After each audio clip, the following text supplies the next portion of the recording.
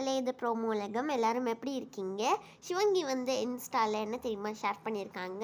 அவங்க வந்து இன்றைக்கி கோவிலுக்கு போயிருக்காங்க. கோவிலில் வந்து ஒரு கண்ணுக்குட்டிக்கு சிவங்கி வந்து வாழைப்பழம் ஊட்டி விட்டுட்ருக்காங்க மக்களே. இதுதான் ஷேர் பண்ணியிருக்காங்க.